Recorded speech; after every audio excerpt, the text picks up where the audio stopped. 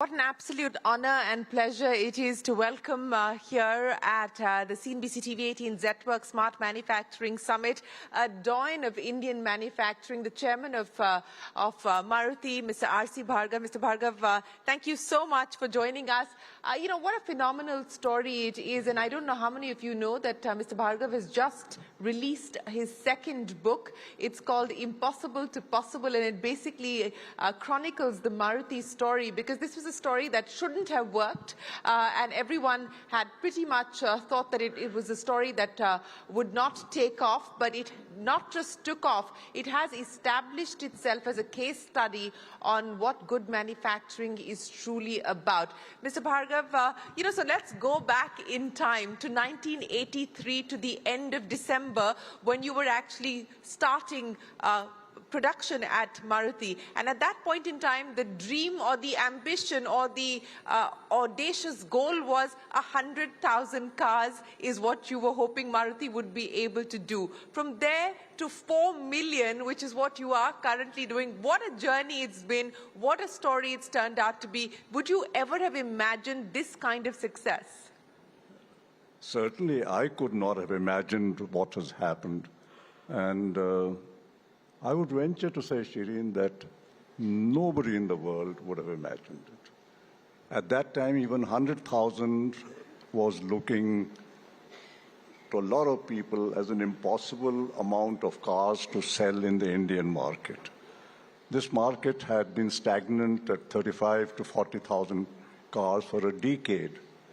And to add another 100,000 cars in that, everybody thought it was impossible. That is what we were told. Don't try and sell 100,000. Just the 30, 40,000 is enough. Well, I want to go back to when things started at Maruti. And as you pointed out, the expectation was that this was not going to take off, that you would not be able to create this behemoth that you have ended up creating. And very few people may actually realize that it is one of the few examples of a public-private partnership that really has flourished. What do you think worked to your advantage? I think when we started the project, what was very helpful was the fact that the Prime Minister had a personal interest in this project, which meant that other politicians kept away from interfering in various decisions which we had to make, who should become our partner, from where we should get technologies, who should be the contractors, who should be appointed. I think people kept away from that. There was one minister who had tried to do something, he got sacked. And so other ministers and other people kept away. And that was one fact which led us to take the correct decisions in the initial period. Of course, Mrs. Gandhi didn't last very long because we started production end of December 83. Yeah. She died December 84. Yeah. So it was just 1 year. But it was enough to get us started.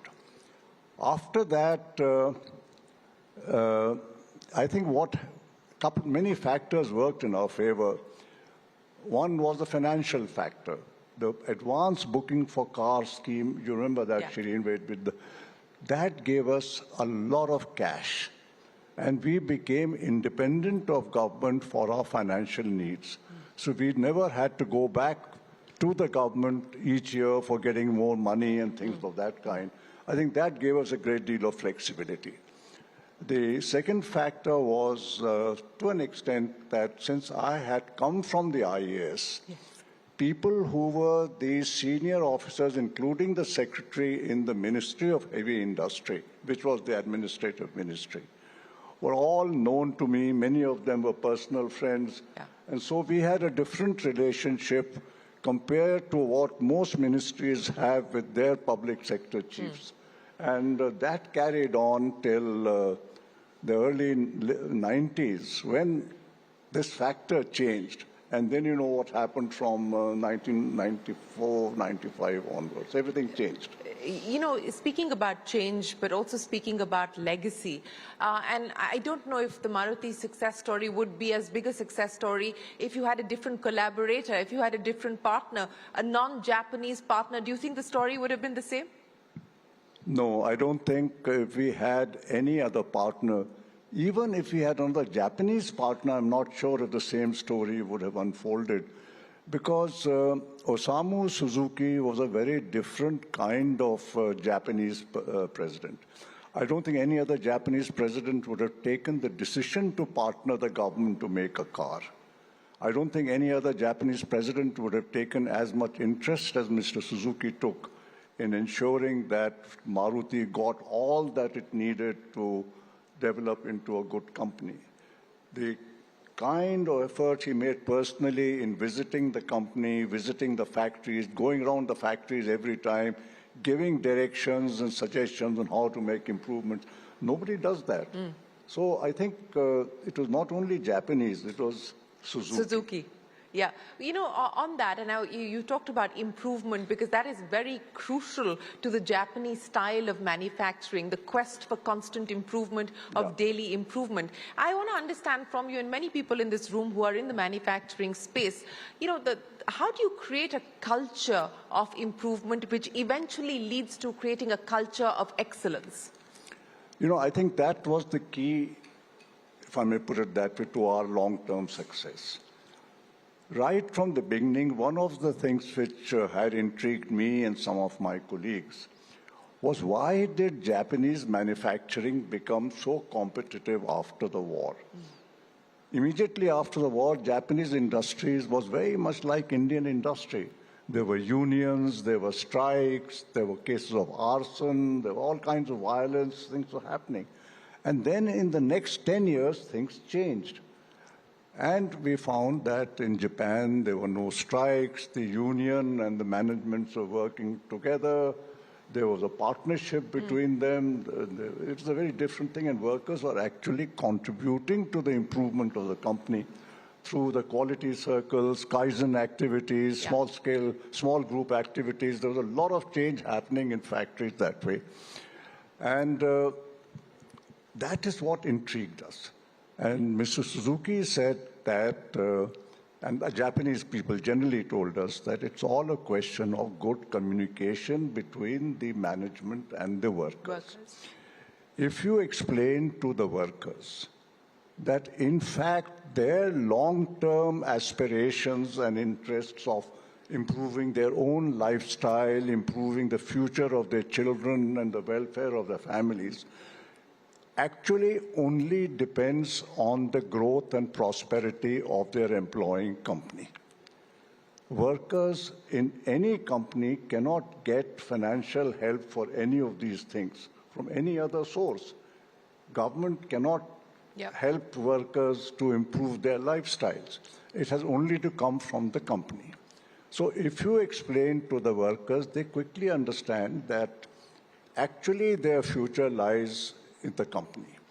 What has not been happening in industry is that entrepreneurs and the promoters of companies and who run companies don't think that there's any value to be added by giving any kind of incentive or motivation to workers. And the bulk of the profits of a company are appropriated by the management.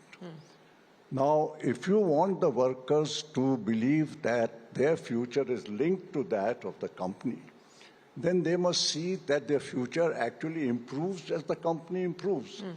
And that is the key to the whole thing of creating a management system where you convince the workers through continuous communication as well as your policies and actions that if the workers help in making the company more competitive, improving quality, reducing cost, then the sharing of the benefits of that growth will also come down to the workers.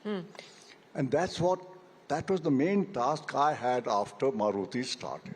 But speaking of growth, one of the things that you've also always talked about is that you were never driven by the chase for market share.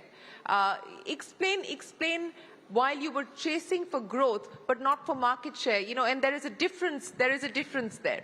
See, market share in the beginning, we kept going up. While I was the managing director, there was because there was no competition. There was hardly any competition. Yeah. And by the time I retired in 97, 98 as managing director, I think we had a market share of about 83%. It was ridiculous. At CNBC, we still have 86% shares, sir. So I know what you're talking about. And but after that, the market started to grow. It opened up. A lot of people came into the country, and competition grew. Now, market share is a function of not only what you can do to get market. It's a function of how the market is growing also. There are limits to the extent to which you can grow yourself. For example, today, Suzuki finds it very difficult to accept the idea that we should put up one new plant every year. And one new plant means a capacity of 250,000 cars. Now, we need actually more than 250,000 cars a year in the coming years if we want to maintain a market share of 50%. I don't think it can happen. Physically, we can't do more than that because it's not only the machinery and things, it's all the soft part of setting up a plant and getting workers recruited and trained and then organization built and the infrastructure and housing and education facilities and medical and all. It just can't be done. So market share is ultimately not something which I personally, a lot of people attach a lot of importance to. I don't.